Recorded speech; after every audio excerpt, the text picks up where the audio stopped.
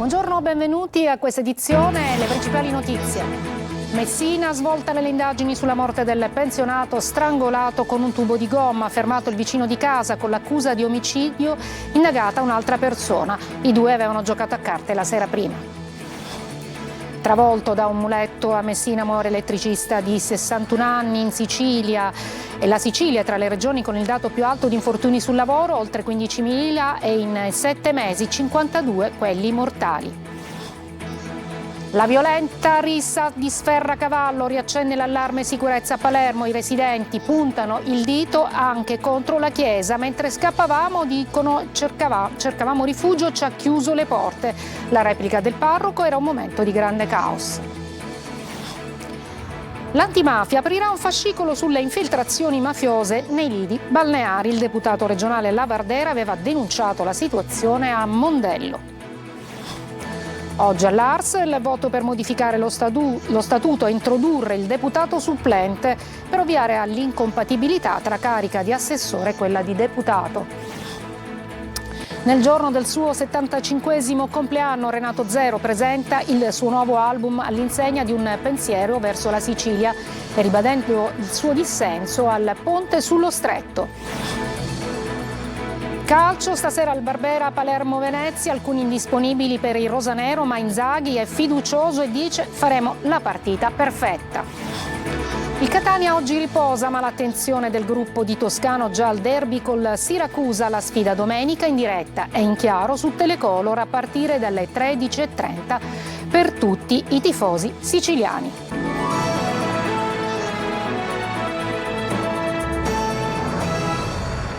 Buongiorno, benvenuti. A Messina dunque una svolta nelle indagini del ritrovamento del pensionato morto strangolato con un tubo di gomma. C'è un indagato, un fermato per il vicino di casa per appunto omicidio, un'altra persona è indagata e pensate i due avevano giocato a carte la sera prima appunto del decesso. Sentiamo Francesco Triolo.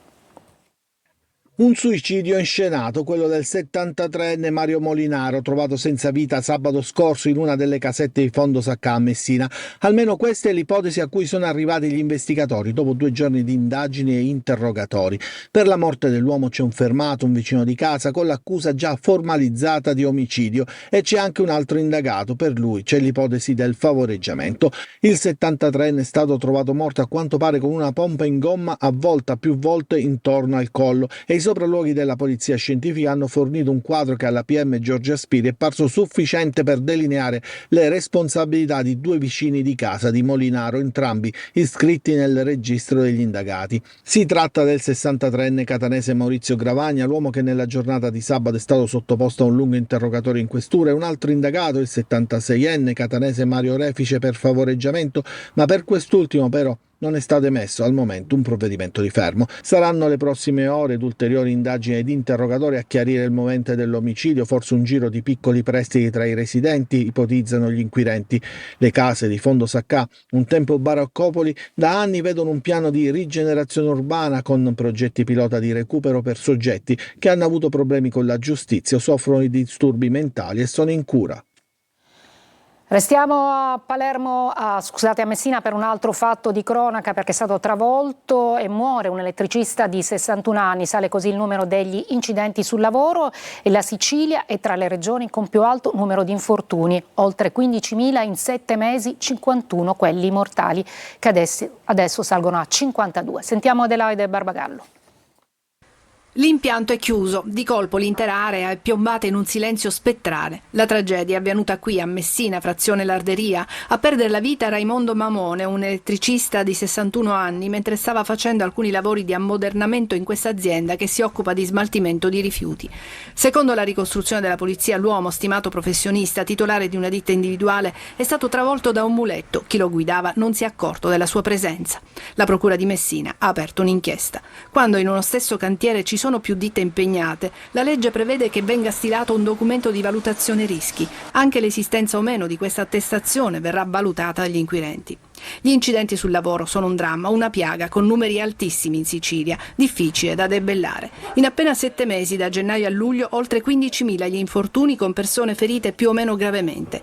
In testa alla triste classifica Catania con oltre 4.000 infortuni e Palermo con oltre 3.000. Gli incidenti mortali sono 51, che adesso salgono a 52. Solamente a Palermo 13, a Catania 12, seguita da Siracusa, Messina, Agrigento, Caltanissetta, Ragusa, Trapani.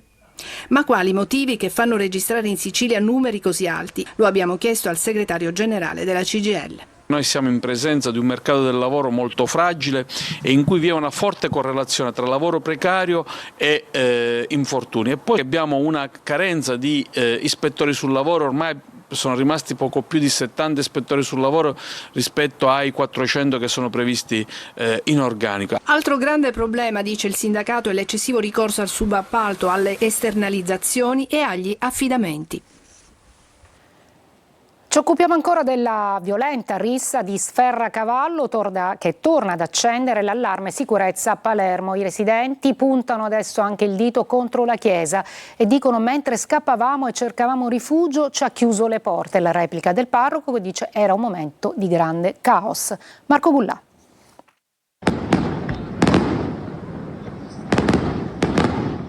I fuochi d'artificio hanno calato il sipario sulla festa di Sferracavallo a Palermo, una festa rovinata dalla rissa scoppiata domenica sera e che ha portato al ferimento di alcuni giovani e di una donna incinta colpita di striscio da un proiettile. Sparatoria che però sarebbe avvenuta in un altro quartiere di Palermo, la Marinella, e non a Sferracavallo, durante la celebrazione di San Cosme e Damiano, protettori della borgata. Poco cambia, ancora una volta la violenza e le armi vengono sfoderate come giocattoli da chi vive la realtà come fosse una serie TV. E c'è chi a Sferracavallo dice: mentre tutti scappavamo e cercavamo rifugio, la Chiesa ha chiuso le porte per non farci entrare. Evidentemente proprio in quel momento così concitato è chiaro che non c'era più l'autocontrollo, si correva a destra e a manca.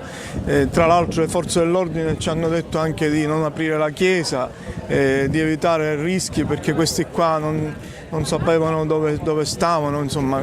La feroce rissa di Sferracavallo accende nuovamente la spia sull'emergenza sicurezza a Palermo. Sindacati e non solo alzano nuovamente la voce sulla facilità di reperire armi da parte dei giovanissimi. E poi, ancora una volta, la poca presenza delle forze dell'ordine, un po' come è successo a Monreale 5 mesi fa. Perché in una festa con oltre 10.000 persone, nonostante le svariate richieste di associazioni e residenti, c'erano pochissimi poliziotti presenti?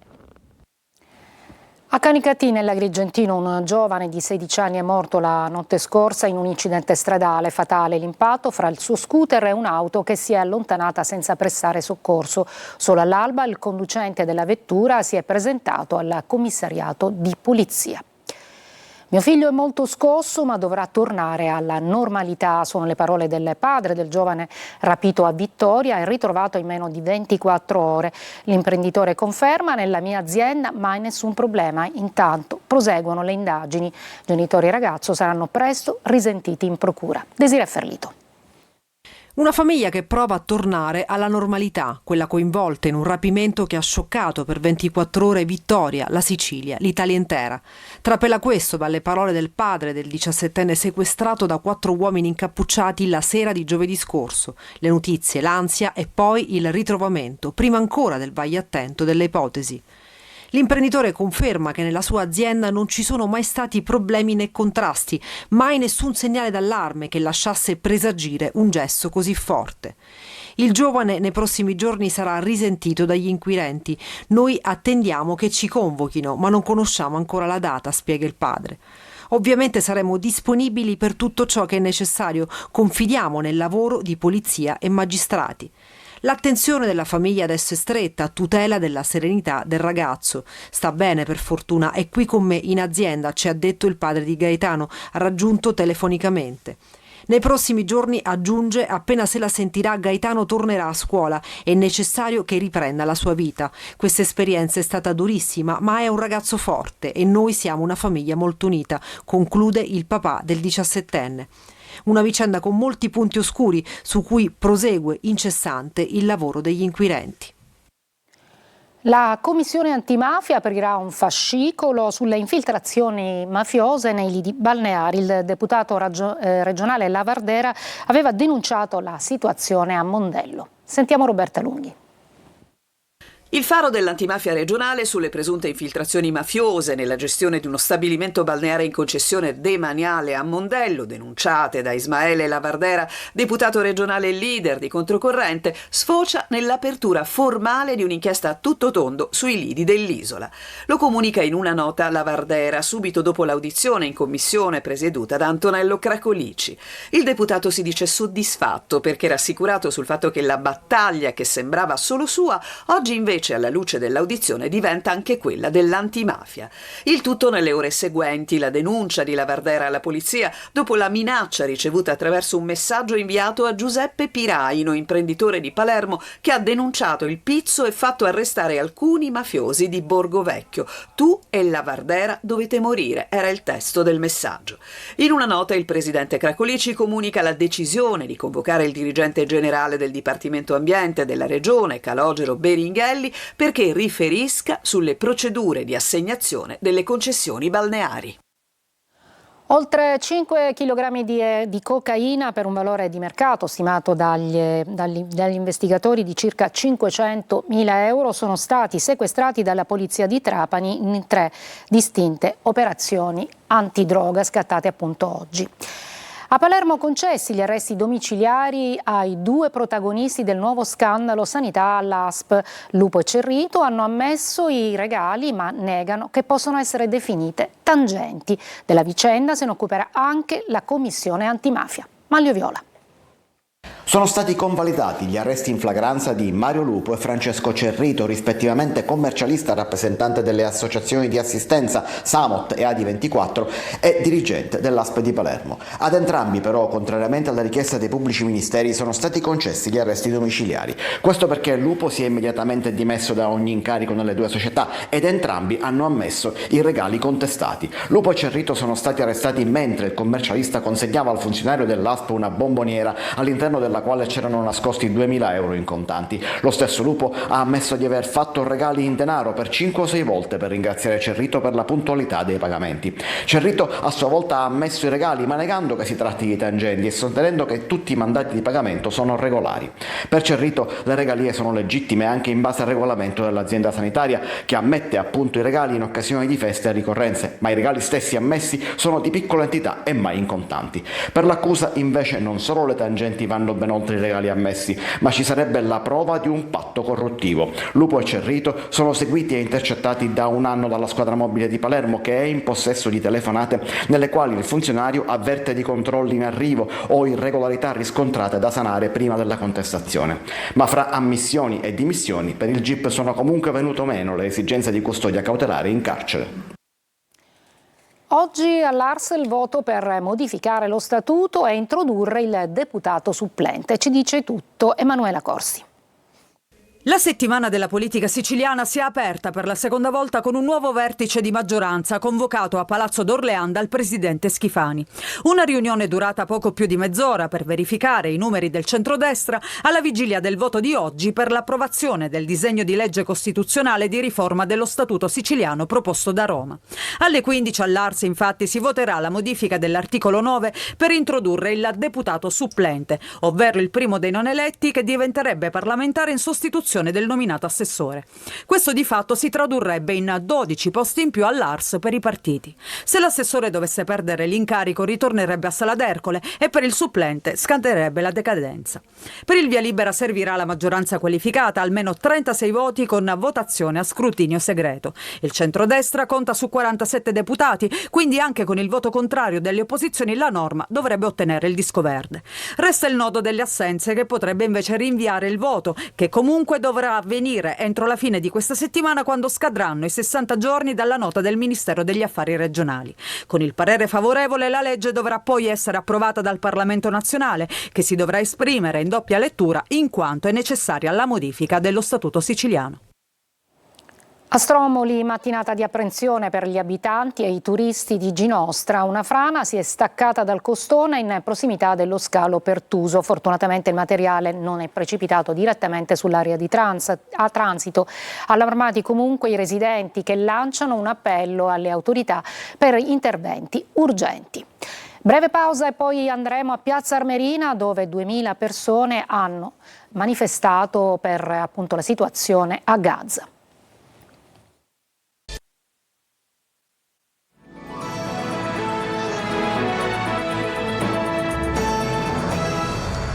Insieme per Gaza, oltre 2000 persone in piazza a Piazza Armerina per chiedere la fine della guerra. Veronica Barbarino.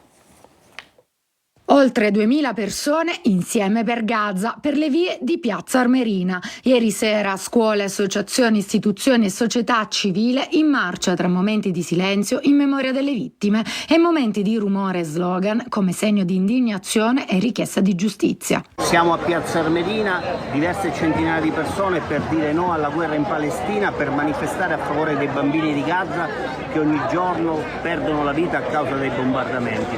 Tutti insieme, società civile e comunità di migranti, per gridare no alla guerra. A margine dell'iniziativa, le associazioni promotrici hanno inviato una lettera all'ambasciatore israeliano in Italia, esprimendo dolore e indignazione per quanto sta accadendo a Gaza e denunciando la spirale di violenza che sta causando migliaia di vittime innocenti, soprattutto bambini. E il presidente del Trapani Shark, Valerio Antonini, vista la situazione di guerra in corso a Gaza e Israele, non manderà la squadra appunto per disputare le partite. Franco Cammarasana. Credo che quanto stia succedendo a Gaza non abbia precedenti e noi da sportivi non possiamo incontrare le squadre israeliane. Così come è stato fatto per le squadre russe, anche quelle israeliane pertanto devono essere escluse dalle competizioni europee. La richiesta annunciata dal presidente della Trapani Shark, Valerio Antonini, per certi versi dirompente e appoggiata sembra da altre società italiane di Serie A, sta costringendo in queste ore ad una riflessione la Federazione Internazionale di Pallacanestro. Se dovesse essere accolta, verrebbero ad essere modificati i calendari già definiti di Eurolega e Basketball Champions League. A quest'ultima competizione parteciperà per la prima volta la Trapani Shark, classificatasi seconda nella semifinale scudetto della scorsa stagione. La squadra siciliana dovrebbe incontrare in trasferta il 28 ottobre gli israeliani del Bnei Herzliya, ma a questo punto rimane tutto in sospeso. Antonini comunque sembra deciso a non mandare la squadra a Granata in Israele. Nel giorno del suo 75esimo compleanno, Renato Zero presenta il suo nuovo album all'insegna di un pensiero verso la Sicilia, meta in aprile del suo tour, ribadendo il suo dissenso al ponte sullo Stretto. Roberta Lunghi. Cercami come, quando e dove vuoi, cercami. I suoi 75 debutti, li chiama così i suoi anni Renato Zero, anche oggi nel giorno del suo compleanno. La sua vita, uno spettacolo continuo, un accendersi di lucine ondeggianti in uno spazio immenso, sempre pieno di gente che lo ama e lo canta.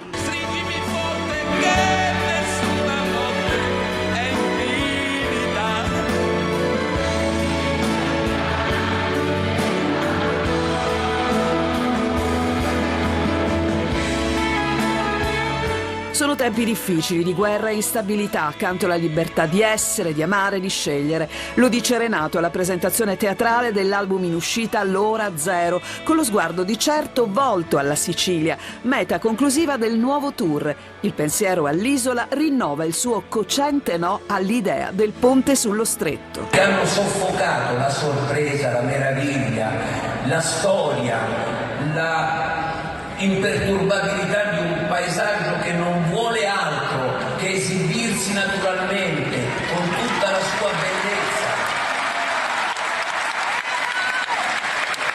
così appena un anno fa e proprio ieri lo ha ribadito. Spero che non venga fatto, ha detto.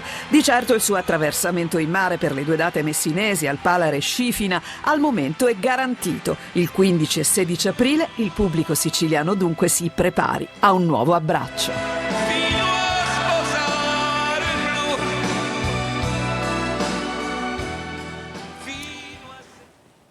Dopo il TG, nella puntata di Sicilia 24 Focus, Lorena Dolci parlerà della ludopatia fra i più giovani, prendendo spunto da un questionario distribuito tra le scuole di Messina. Ospiti Roberto Micciulla del progetto Antenne, la psicologa Daniela Milano del progetto Mettiamoci in gioco e la docente dell'Istituto Minutoli Maria Luisa D'Amico. In onda come sempre alle 14.30, in streaming sul sito siciliaweb.it. Per i vostri messaggi 342 74 55 005. Una breve pausa, poi il calcio con Palermo e Catania.